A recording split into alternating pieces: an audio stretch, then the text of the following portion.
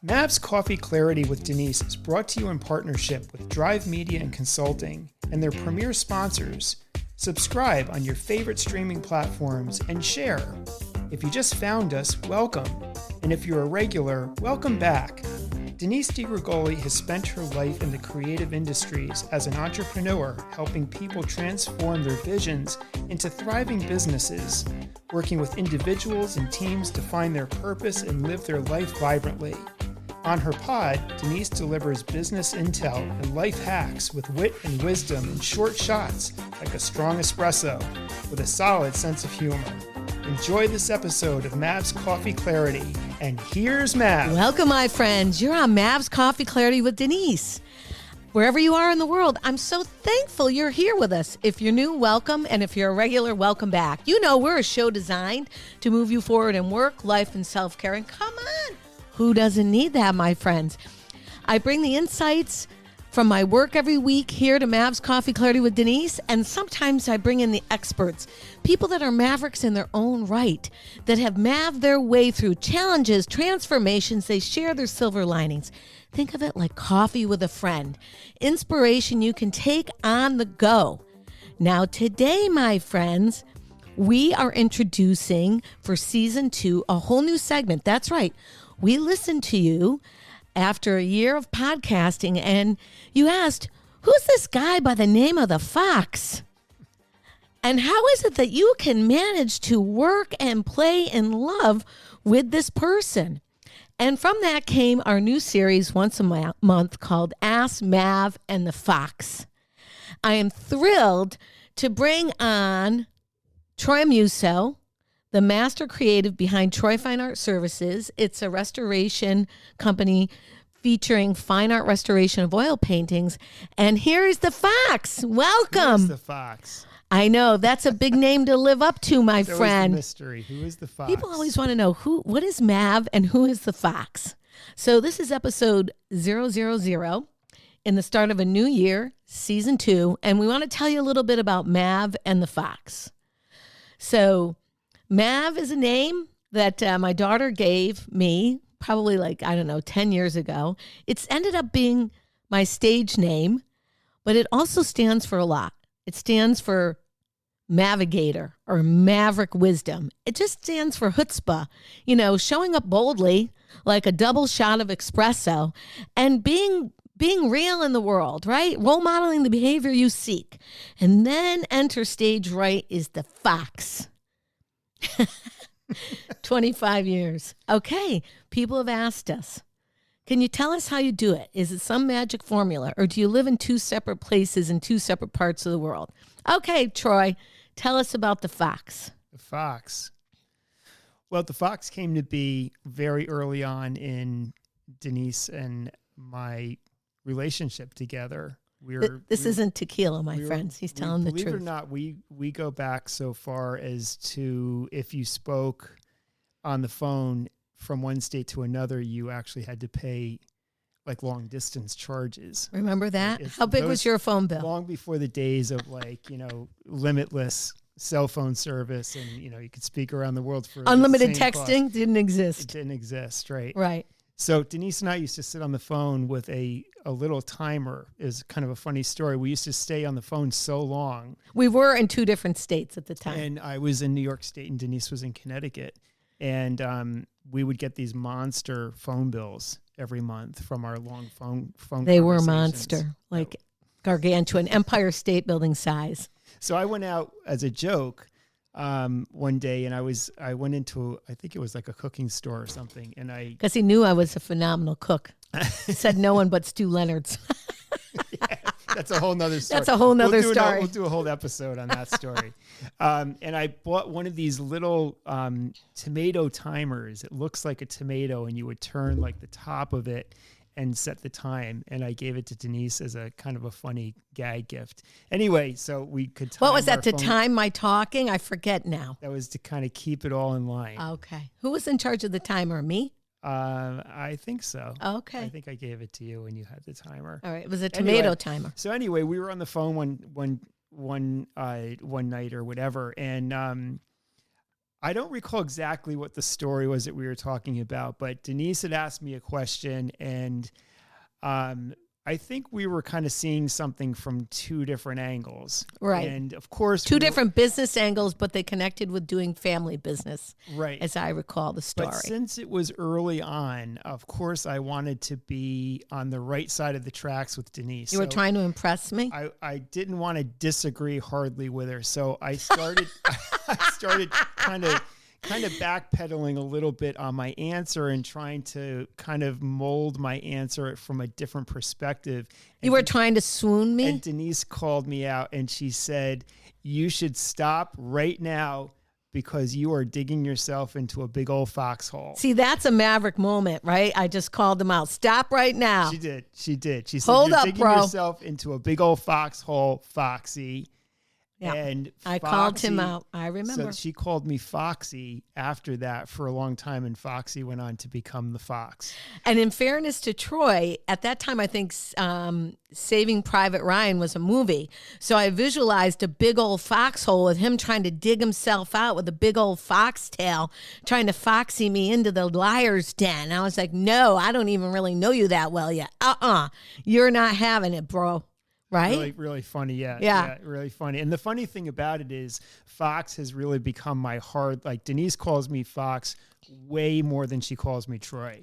Fox is just the usual name, and nobody else really is allowed to call me Fox except for Denise. Now the funny thing, once in a while, Uncle Buddy can call you Fox. Denise's older uncle kind of gets away with it, but the funny thing about that is that sometimes people because it just comes so naturally. I call Denise Sweetie. Let's just cut to that chase too. My nickname for Denise is Sweetie. I pay him to do that, right? I pay her Sweetie all the time. So anybody that knows us, you don't call me Mav? Knows that I call Denise Sweetie. I don't call her. I actually do call you Mav sometimes.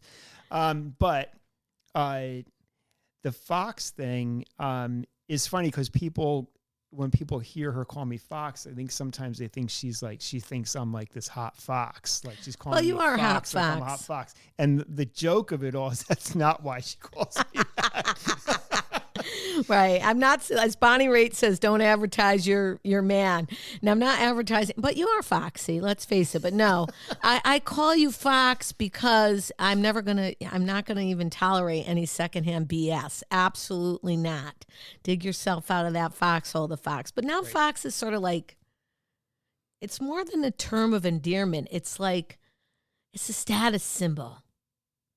Well, the thing is, talk about relationships and many of the things that we will, I'm sure, discuss throughout this series as we go forward is Denise clearly, as everybody knows, Mav is very outward, kind of in your face. Did you just try not to say outspoken? And very outspoken. Everybody that knows Denise and knows Denise as Mav or not knows that that's Denise's personality. I tend to be I'm an advocate for the people. The beauty, well, true, but the beauty of our existence together, not only our relationship, but our existence together is that we are very much, we have the same common goal, and our end result is always, for the most part, we both strive to kind of land in the same spot. But we do it in a very different way sometimes. Oh, boy, we're the yin and the yang. When Denise is very kind of outward, a personality, kind of in your face kind of personality. In your face nicely. Yeah, nicely, yeah. But you're very, very, you're very upfront. I tend to be much more quiet, much more reserved.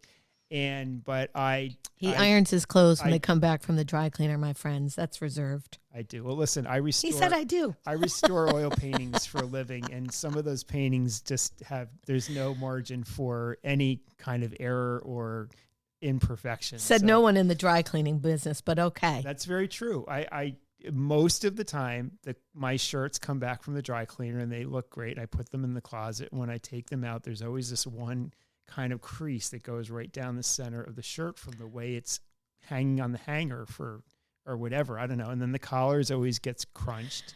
Oh, and they always sounds like a lot of work to me. They always say, judge a man or woman or whomever. A well-dressed man. Person. We have to go person. You can always tell a well-dressed man by the collar of their shirt. If a guy has a really crisp, finely pressed collar, it just shows a sense of quality, not only or quality in their clothing, but also quality in their approach to dressing. So it can be male, female, they, them. I'm going to have to say that. Not only a guy needs a press. If I go out in public and I look like a disheveled mess, I think the inner dialogue shows out in how I dress. So it's not only exclusive to a guy. Oh, of course. Okay, not, but you identify as a guy, so you're saying that. And you're referring to me and how I iron my shirts. Right, of course. All right. We like to be politically correct here, right? And we're not doling out financial, medical, or spiritual advice in any way. We are just telling you how we exist and exist successfully. All conversation, all statements on this show are just our opinion. Right. We are. If you don't like it, turn the channel. This is just two opinions from Mav and the Fox. Well, so, we've worked together for, it's more like 25 years. I keep saying 20, but it's more like 25. And it's true. People have asked many times, based on your conservative or reserved approach and my outward, in your face, let's get it done now, slip, slide, and even people point out some of my misspellings in my emails. Doesn't matter. The message gets out. People ask all the time, so how is it that those two polarities come together with such success? That's what we want to answer in our little monthly segment. And I think you should tell people a little bit about they know that I called you Foxy in the Foxhole. How did we meet? Do you remember? Well, of course I remember. You remember? Well, we'll just put it this way. We met out one night in a very nice restaurant that was just being opened by two friends of mine. And he's trying not to say bar room. It really was. It was a restaurant bar. It really was a restaurant bar, but they had an outstanding menu and an outstanding chef. So it was a really kind of a unique place. And they had a great bar. And, it was kind of in the beginning of when these kind of cool bars opened up that had 50 million different types of beer on tap. And this place was called the Tap House at the time. Oh, I forgot the name. I All don't right. believe they're in business anymore. Right, the Tap House. That was 27 years. All right, let's not date ourselves. So what happened? Long story short, Denise happened to be there. She could expand on why she was there, how she got there. But Denise was there. I was there. The place was really crowded. We were both standing at the bar. She was talking with some people. I was talking with some other people. A friend of mine was standing between the two of us. And he was kind of being extra chatty with Denise, who apparently wasn't enjoying the move on, my friend. Move on. And this was in the days when people had pagers.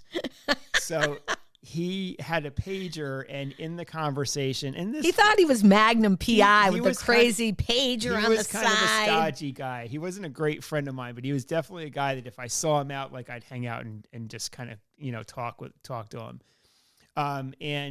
But he definitely had a stodgy kind of personality. But in the conversation, he was like, my cookie cutter. What are you doing here? Ooh, what is your name? Oh, where do you ski? Oh, you come from the Berkshires. Oh, oops, my pager's going off. Oh, good riddance. So his pager goes off. Thank heavens. He goes, excuse me, I have to go make a phone call. So he leaves, and suddenly I'm standing there, and my conversation was kind of drying up or whatever. And I just turned to the side, and there was Denise with a couple of other girls, or maybe one girlfriend at least. But there were so many people around. I just remember she was talking to a couple of people. I turned, and I was just kind of overhearing the conversation, and they were talking about nosy he about was. where they were overhearing. From. I was foxing.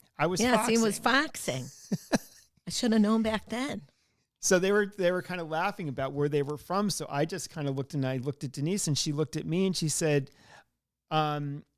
I said, well, where are you from? And she looked at Oh, me God, and she here said, we go again. Where well, are you from? Where do you think I'm from? Now, let me just give you the picture. This is Mav. This is Mav 20 some odd years ago. Mav in the making. Still much the same as she is today. But, and most people probably don't know this about you, but Denise has this kind of a long running passion for animal print clothing and fake fur coats. Mind you, I can't even believe you coats. just said that online. Denise and big fluffy fur coats is just like such a faux fur. Faux fur. I said fake fur, but okay. So there's Denise, hair teased up, all her dramatic eye makeup. Excuse me, it wasn't that dramatic. And she's got this big fake fur coat on. And of course, Denise, I was dressed for business. I had come from a business occasion. In all of her 5 feet of height. Now you told another piece of personal data. I'll be spotted at the airport now. The way she was like talking and laughing and her outfit that she had on, she said, "Where do you think I'm from?" And I looked at her. I paused for a minute. Can you believe this? Seriously, I said can you believe this? The Bronx, New York. He accused me of being from the Bronx, and you know what I said? I had to take a giant pause. I was like, "Really?" And now, exactly why is that? Because I have teased hair and a fake fur coat on, and he said yes. It's really the stereotype. The girls from the Bronx don't like that at all. I didn't mean it in a bad way. It's you didn't. I grew up in southern Westchester County. I was in the city. I went to school in the city as you did.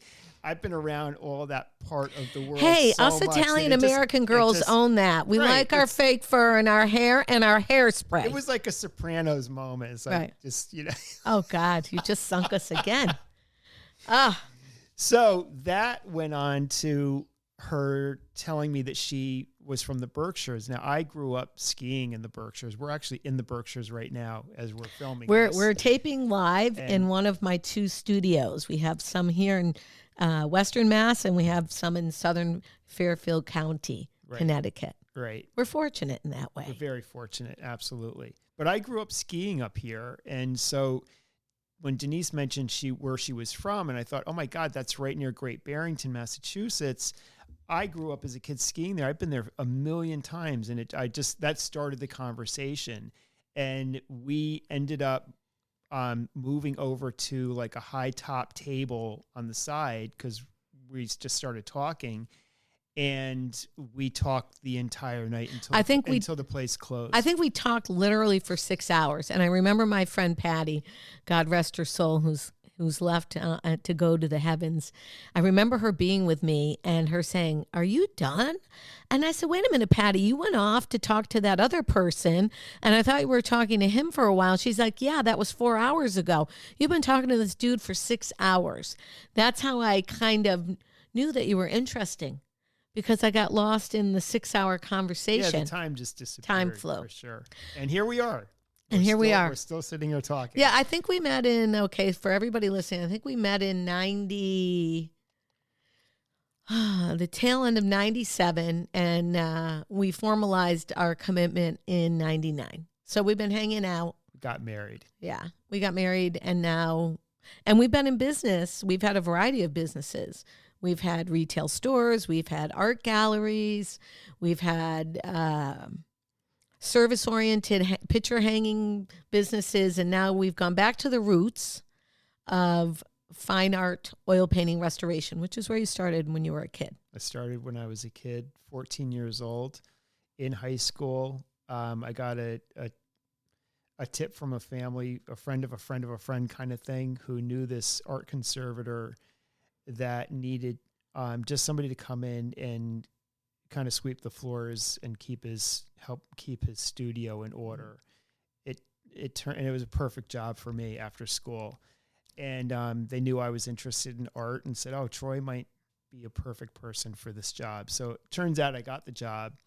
And the art conservator's name was Jan van de Viver. He was a Dutch art conservator who was of the highest caliber in his field, and doing work for the Metropolitan Museum of Art and a number of other institutions and high-level collectors. And Jan worked on master paintings on the regular basis. So it was very common for me. I always say I grew up around Rembrandt and Turner. And So talk about really the great polarity. paintings. While you were 14 pulling apart Turner paintings with Jan, I wasn't pulling paintings apart in those days. I was pumping gas with my grandmother in her automotive services business in the Berkshires. People that know me know the story of my grandmother and how dear she was to me and how influential she was in sort of shaping the service-oriented person I am. My grandmother would always say, you cannot be a success unless you help other people be a success. And kind of bringing it back to the Ask Mav and the Fox, the idea of Mav's Coffee Clarity with Denise is to help people move forward with ideas. We don't dispense advice. We share our stories. And if you get any ideas from that or that helps you move forward, then we've done our job.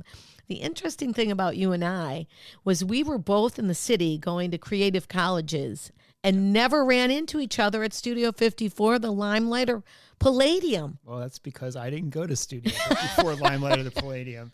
I went to like the Lone Star Cafe and see Albert King and see like rock and roll shows. I think it's a testament to how like opposites attract, but then we have this kind of mutually creative vein that brings us together.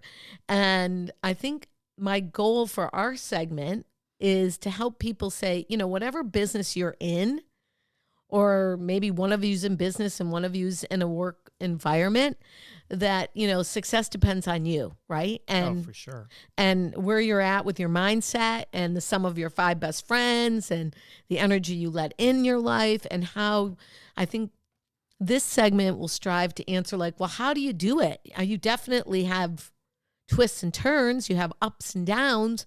What do the ups look like? What do the downs look like? And how do you get out of a valley and get back to the vista? How do you get out of a valley and get back to a vista? I don't know. Denise and I both had pretty long careers before we got together. I mean, we were both, I think, pretty seasoned in our fields at the time that we kind of joined together in business and brought our own knowledges together. But when you step out, that's true, into business on your own, it's a whole different game. It really is a whole different game. And you tap into every single thing that you've learned along your lifeline. Yes. When you're in business for yourself, trying to figure it out. Because you need a lifeline at times. It's a great thing. I mean, creating your own businesses, whether it's one or multiples or multiple facets of the same business, which is definitely something that we've done. It's really like building blocks, and it's really, you're always coming up against your challenges, and no matter how successful you are, the onslaught of success, the lack of success, the peaks and valleys of business being really good to all of a sudden business being really slow, or whatever the problems are, there's always something that you have to figure out. Yes. And whether you're trying to figure out how to make business or you're trying to figure out how to handle a lot of business, there's always something on the line. And it's a really cool thing. But in the beginning, it's scary. It's definitely scary, for sure. I remember waking up in the middle of the night, and I've told this story to many people over the years that have asked me about, running your own business, starting your own business. And one of the pieces of advice I give to people is this: when I was starting out, when we were starting out, actually right before we did, I used to wake up in the middle of the night and I wouldn't be able to sleep because I would be worried about one thing or another. Is this going to work? Is it going to fly? What if it doesn't? Did I make the right decision? Is this the right way to go? Where's my paycheck? Right. And I would I'd have to get up out of bed and I'd have to walk around my apartment at the time. And I would sit down and I would say to myself, Troy, is this, whatever the issue is this going to kill you? I literally used wow, to that say was that dramatic. Is this going to kill you? Is this going to kill you? And the answer would always be no. This isn't going to kill you. This is not a life-threatening situation. And I would say, great perspective. If it's not a life-threatening situation, you can figure it out. Get back in bed. And then I would get back in bed and I'd be able to fall back asleep. I did that for, I don't know how long that used to go on. And I've used that little thing in my own head for years. Whenever, fortunately, really fortunately, don't come up upon things that are that dramatic, you do kind of become seasoned to this stuff after You a have some while. thick leather skin, my friend? Yeah, I mean, you from that old definitely- foxhole? Yeah, you definitely get some calluses on your fingers kind of thing. And like you can kind of barrel through things much more effectively now than, 20 some odd years ago. But it really is, I mean, it is a great standard for anything. And I like I said, I mean, I've shared this with people in different situations, and I share it now to anybody who's ever up against something really challenging in your life, no matter what it is. If it's not something that's going to kill you, that has the potential of literally taking you down, you'll be able to figure it out. You just have to focus and believe in yourself and have faith in yourself, and you'll get through it. So I add to that, like, I grew up around many family members, and you did too, where like my grandmother and grandfather were in business together, and I had experience in being in family business. So when we got together, I'm not going to say it was easy for me to get out of my big fancy corporate career, and doing my own thing and living independently, but I didn't have an issue working in family business. How did you? I mean, I know we did it sort of seamlessly, but were you ever thinking, hey, one day I'm going to find somebody and that person's going to be in business with me forever and ever and ever? Yeah, I'll tell you. And pluck my nerves so I have no hair on my head. So, well, the lack of your hair, is that from me? This is, no, I would say it's not from you. I don't think okay. it's from you, although it could be. No, I think it's more of a style choice at this point. But okay, he saved me there, my friends. He said it was a style choice. The funny thing, and I send this out to anybody listening, whether you're in business, thinking about going into business, never want to go into business, and if you're thinking about, do I want to do it with a partner? Do I want to do it with my husband, with my wife, with my partner, my life partner, whatever? I used to always say to myself, I want to be in business for myself. That was a goal of mine for many years before I actually did go into business for myself. That fateful night at the tap house. I used to always say to myself, but I never want to have a partner. I want to be. And here's the new segment talking about partnerships. I don't know. You think he's okay, my friends? Now, here's the thing. I will say, I guess you need to find the right partner. You have to find the right partner. And lo and behold, Denise and I have been, I never like to refer to us as business partners. I think we're so much more than that. But technically, part of our partnership in life is that we are business partners. We're both owners of our company, and we're both in it together, and we both make decisions together and all that. So we really are business partners as alongside being husband and wife and parents and all that stuff. Are you partners in Drive Media? I don't know. I don't think you came into that one. That's actually a really good point. I'm partners at Troy Fine Art, but I don't think you're partners. Denise does. Oh, somebody's going to hit me with a double standard. Well, no, that's not how that happened, though. We were partners at Troy Fine Art Services for many years, and then I started another company after you refactored back into straight Fine Art Services. But you never invited me to be a partner. No, I didn't. Which as is a matter fine with me, by the way. It's totally fine with me. But I just want to be You got to clear share the about benefit that. and the burden of that, my friend. Okay. Every once in a while, Denise will say, I may have like a proposal to what could be a potentially large project, and I'll be preparing to go to the meeting, and Denise will poke her nose in and say, can I go to that meeting with you? And my answer will be sometimes it might be yes, but many times it'll be like, I like to just go on my own. I'll say, no, you can't come. You're going to get my focus messed up if you come on this meeting. I'm going on my own. You're good. And then she'll say, I'm like, listen, I've never been on one Drive Media. But you're on the podcast now. Well, I'm on the pod. This is a different thing. Okay, so I think we need to clarify. So Troy Fine Art Services, Inc. is our family business. Yes. And we were involved in that many years together very wholeheartedly. Even your dad, when he was alive, used to volunteer with us. He did. In a very administrative role, but nonetheless. And he was really a helper. He was a helper. People used to always say, wow, this is really great. So are you following in your father's footsteps? And I used to laugh and say, no, I'm not actually. He doesn't know anything about how to do this stuff. But, He you just know, helps me. He was great at making the tools and everything organized. And thing. Ava would come after school and be at the studio, and Papa would be there making her Lego houses with her and her doll houses out of the foam board. But what I want the audience or listening folks to hear is that, so we were in business, and we are in business many years, and Troy Fine Art Services has evolved from retail conservation stores throughout Fairfield County to corporate. We had a big corporate art division for many years, and I was very significantly involved in that. Yep. And when you went back into your roots, which was straight fine art, oil painting restoration, something, my friends, I cannot do. This is just the truth.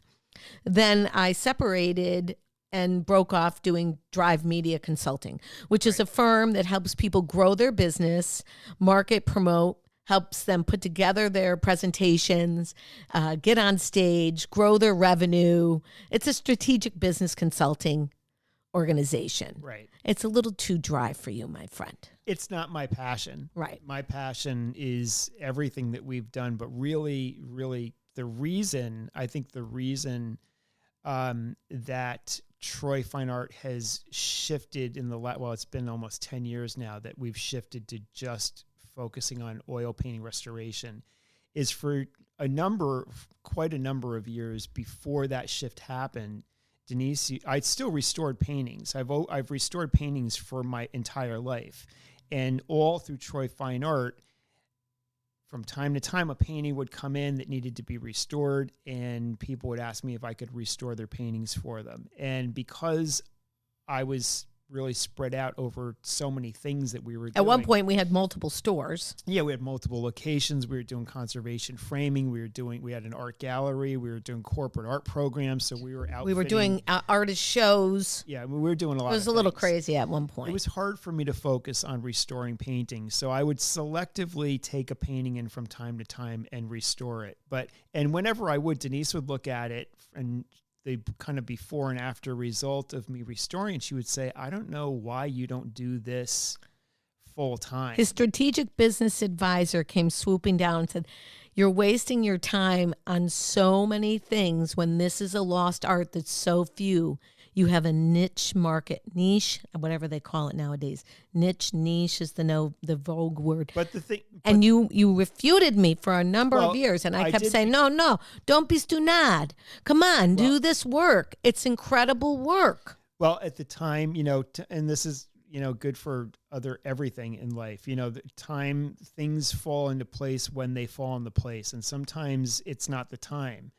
And as much as you may think it should be or you want it to be, sometimes for any event to happen in your life, even the decision of being in an art business and deciding, well, I'm just going to focus on restoring instead of doing these other 10 things that we're committed to doing, you could want to do it then, but if it's just not the time, it's not the time. And for me, the time came when we basically hit a point where we wanted to make a change. I mean, we had been in business for a number of years, and it was just time. Denise was kind of getting the itch to do a lot of what she's doing now at Drive Media. Drive Media and consulting didn't exist in those days. Well, so what happened So I have to interrupt. No, why do you have to interrupt? Let me finish my thought. See, this goes on all the time. Because you've hogged up the microphone. Right. So, and that was the point really where I really felt like I had done enough framing in my career. I had done enough, selling art and dealing with artists and all that sort of thing. Denise was kind of feeling like she wanted to kind of shift away from that as well. And it was the lease where we were, was coming up. And rather than renewing the lease, we decided to move out of the space. We moved into another space on a property that we own and put the studio there. And I just, at that point, decided that I was going to restore paintings only.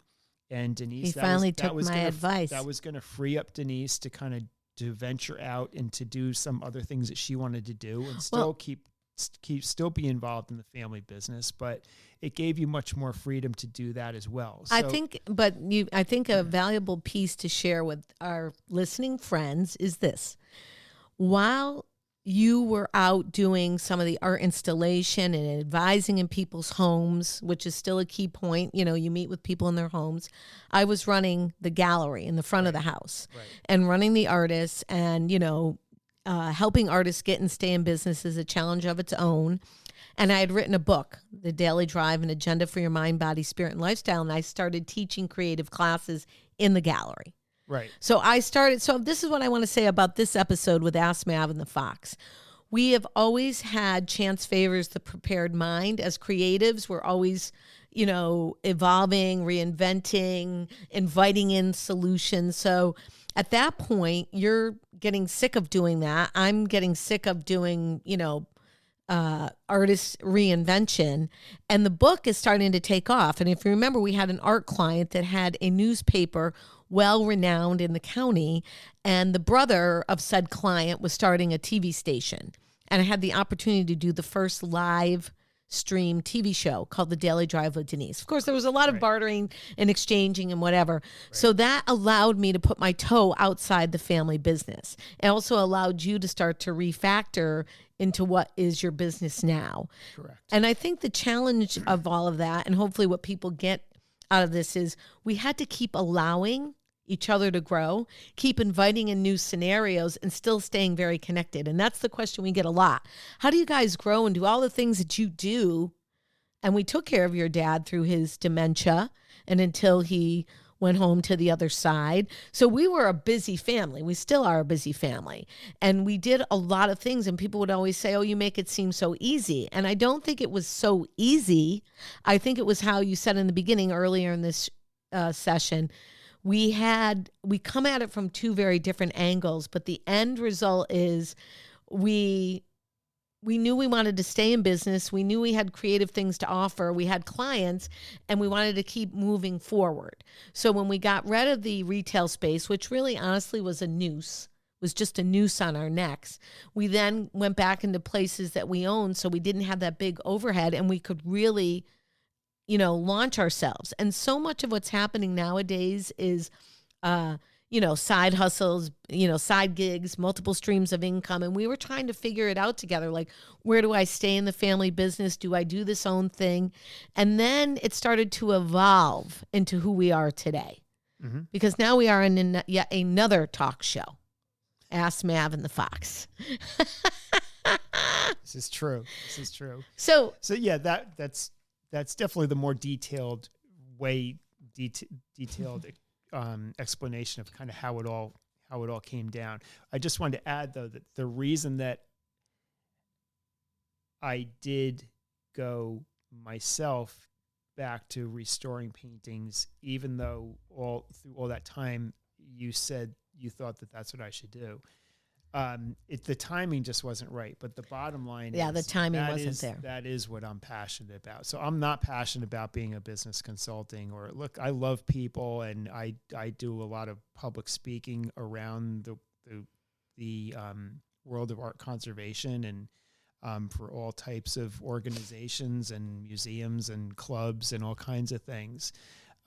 So I enjoy spreading the word about preserving art. And, you know, in today's world, everything is so digital. You know, these old paintings that are, you know, one of the kind of treasures of history that we have, that if they're not conserved and restored, they disintegrate and they basically deteriorate away. And at some point, we just won't have them anymore. So I'm really passionate about preserving the paintings in the world. And I'm very passionate about the process of doing it is what I get very excited about, the process. So I guess for our segment, how are we going to share with our audience how we do what we do, which is two polar different things, at least right now, with a deep appreciation for what each other does? Like, what's your goal for our segment? Because you really are the guest. You are really the super guest in this segment once a month. We're going to do it once a month. Well, we're going to do it once a month. So I'm going to consider myself not really a guest. Oh, you're not a guest now? I'm going to push myself. Here you go, right back into the foxhole. And I'm going to consider myself a co-host with you. Now How about that? Now you're what in does my everybody gig. think about that? I'm going to be a co-host with you. All right, I know that's hard. It is. I know that's hard. I'm going to give it to you, though. Mav will always have the steering wheel. Okay, I am in the steering wheel. Yes, we know, my friend. And my goal. For yes, this what is your goal? Is, I think that anything. It's like talking about art conservation. It's like I like sharing the knowledge. I think there's so much cool stuff. But this isn't an art conservation show, my friend. I'm not. That's your own show. I know. I'm just comparing it to that. Okay. Because what I was about to say before you interrupted me. Well, I do that. was there's so much. Only because I love you. There's so much cool stuff in a relationship, and so much cool stuff in running a business and making career decisions for yourself, whether you go into business for yourself or it's just a career move. These are all like life events. Your relationship with your partner in life, whoever that may be. At the time. What your involvement or non-involvement in business with that person is, and the challenges that you come up in life and that you come up in business. There's so many of them can be metaphoric for themselves. So I think, I get asked questions as you do, as we do together, as we do independently, questions all the time about just life things and business things. And being a person in business for so long, I mean, we have so many friends that have great careers, but haven't been in their own business. And it's just such a different animal being entrepreneurial in your life. And so anything that I can share to people about that existence in the world, being an entrepreneur, running your own business, people ask me, oh, it's so great that you're in an art business and that must be so much fun. And it is, it's all great, but it's still a business. Right. I mean, we make a living, off of what we both do for our careers apart and together. And Troy Fine Art is a business. It's a corporation, technically, literally. So, not that we have a corporation of tons of employees, but I don't mean it in that sense, but it's a business. So businesses are business. So whether you have a restaurant, whether you have a record company, or you have an art business, or you're an artist, or you're a consultant, or you're clothing store, or an athlete, service oriented performer. I mean, whatever you do to make money is a business. Well, so I got to jump in for a minute because we're definitely targeting creatives and entrepreneurs, and yet, what I want people to know is that even if you're in a professional job, as in the case of our daughter seeking employment, right? There's an entrepreneurial mindset. We'll call it intrapreneurial, that'll allow you to be successful whether you own your own business or not. So there's the yin and the yang, my friends, right? We're going to bring together our entrepreneurial thinking. So whether you're in your own business or not, that thinking is a creative process. That's a solution-oriented process. And what I think about being in a creative business, it gives you a lot of opportunities. I remember, not to segue too far off, but going to college, my parents were like, oh, you can't be an artist because artists starve. And the reality is some do and some don't. And some businesses make it and some don't. And we know that for a fact, right? Mm-hmm. Most entrepreneurial businesses don't make it. This is not a show of what's not working. This will always be a show of what's working. Yeah, I'll just add in, and you know this about me. I'm a huge proponent and promoter of mindset. I think that so much of what we do in our life is based on your mindset. I'm a very, very big believer that everything in life is a choice. So it's all what you choose to make of any situation.